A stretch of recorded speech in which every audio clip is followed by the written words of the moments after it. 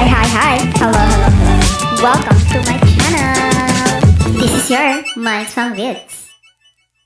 Before mag-start ang video, mag-like, subscribe, and hit the notification bell for more updates.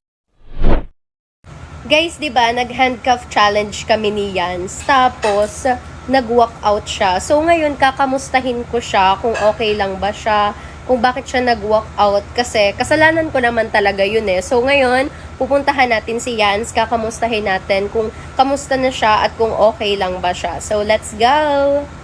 So, ayan guys, nakita ko na si Yans at pupuntahan na natin siya. Yans, di ba nag-handcuff challenge tayo? O bakit ka nag-walk out? Paano ba naman kasi buong challenge? Ako yung kasama mo, tapos babanggitin mo si Salvi. Syempre kasi sobrang hirap naman sa part ko. Di naman ako kaagad makaka-move on, no? Ewan ko. Pero ayun na nga, syempre tinatanggap ko pa rin yun, kasalanan ko. Kasi syempre naging masaya ako nung nag-handcuff challenge tayo. So, ngayon nagtatampo ka pa rin ba? Medyo hindi. Dapat kayo na lang nagsama, di ba? Pero wag na, sorry na kasi. Tsaka dapat magbati na tayo kasi BFF tayo, di ba? Tayong dalawa lang naman ang palaging magkakampi dito eh. Ewan ko, pag-isipan ko muna.